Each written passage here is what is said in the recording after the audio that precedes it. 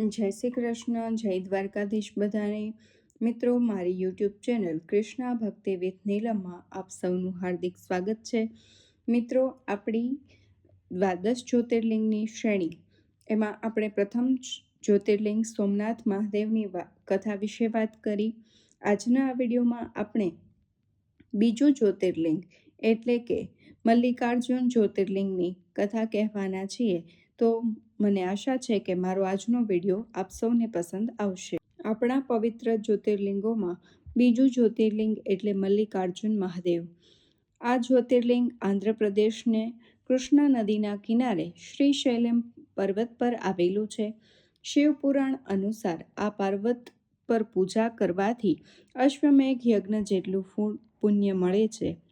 પૌરાણિક કથા અનુસાર એકવાર ભગવાન શિવ અને માતા પાર્વતીના બંને પુત્રો એટલે કે શ્રી ગણેશ અને કુમાર કાર્તિકેય વચ્ચે લગ્નને લઈને વિવાદ થયો. બંનેમાંથી પહેલા કોના લગ્ન થશે તે બાબતે બંને હઠ પર અડી ગયા. જ્યારે આ વિવાદ વધ્યો ત્યારે તેઓ ન્યાય માટે ભગવાન શિવ અને માતા પાર્વતી પાસે પહોંચ્યા. માતા પિતાએ એક શરત મૂકી, તમારા બંનેમાંથી જે કોઈ આખી પૃથ્વીની પ્રદક્ષિણા કરી સૌપ્રથમ પાછો ફરશે તેના લગ્ન સૌથી પહેલા કરવામાં આવશે. આ સાંભળીને કાર્તિકેયજી પોતાના વાહન મોર પર બેસીને ખૂબ જ ઝડપથી પૃથ્વીની પ્રદક્ષિણા કરવા નીકળી પડ્યા. પરંતુ ગણેશજી શરીર ભારે હતું અને તેમનું વાહન નાનકડું ઉંદર હતું, જેને કારણે તેમના માટે પૃથ્વીની ઝડપથી પ્રદક્ષિણા કરવી અશક્ય હતી. પરંતુ ગણેશજી બુદ્ધિના દાતા છે. તેમણે પોતાની તીવ્ર બુદ્ધિનો ઉપયોગ કર્યો. તેમણે માતા પાર્વતી અને પિતા શિવને એક આસન પર બેસાડ્યા અને આદરપૂર્વક તેમની 7 પ્રદક્ષિણા કરી લીધી. શાસ્ત્રો અનુસાર માતા પિતાના ચરણોમાં જ સમગ્ર બ્રહ્માંડ સમાયેલું છે અને તેમની પ્રદક્ષિણા એ પૃથ્વીની પ્રદક્ષિણા સમાન છે. ગણેશજીની આ ચતુરતા અને ભક્તિ જોઈને શિવ પાર્વતી અત્યંત પ્રસન્ન થયા અને શરત મુજબ ગણેશજીના લગ્ન પ્રજાપતિ વિશ્વરૂપની 2 પુત્રીઓ રિદ્ધિ અને સિદ્ધિ સાથે કરાવી દીધા. ગણેશજીએ 2 પુત્રો પણ થયા, જેમના નામ શુભ અને લાભ રાખવામાં આવ્યા. જ્યારે બીજી બાજુ કાર્તિકેયજીનો ક્રોધ અને શ્રીશૈલમનું ગમન એટલે કે જ્યારે કાર્તિકેયજી આખી પૃથ્વીની પ્રદક્ષિણા કરી પાછા ફર્યા ત્યારે તેમણે જોયું કે ગણેશજીના તો લગ્ન થઈ ગયા હતા. આ જોઈને તેઓ ખૂબ ક્રોધિત થયા અને નારાજ થયા. વડીલ હોવા છતાં પોતાના લગ્ન ન થવાને કારણે તેઓ અત્યંત દુઃખી થયા. માતા પિતાએ તેમને સમજાવવાનો ઘણો પ્રયત્ન કર્યો, પરંતુ કાર્તિકેયજી માન્યા નહીં અને તેમણે ક્યારેય લગ્ન ન કરવાનો નિર્ણય કર્યો.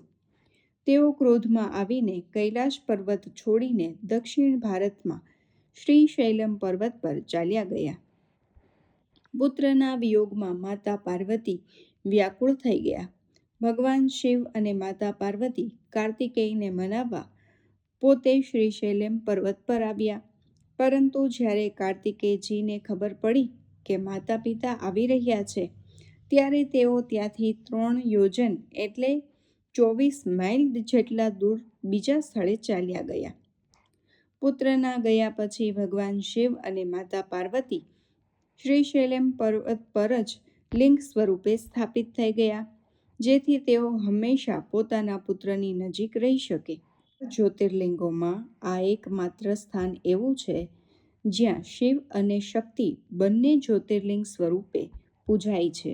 એવું માનવામાં આવે છે કે હજી આજે પણ અમાસના દિવસે ભગવાન શિવ પોતે અહીં આવે છે અને પૂનમના દિવસે માતા પાર્વતી અહીં પધારે છે.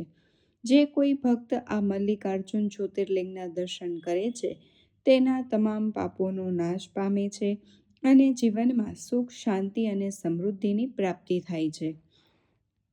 બોલો મલ્લિકાર્જુન મહાદેવની જય.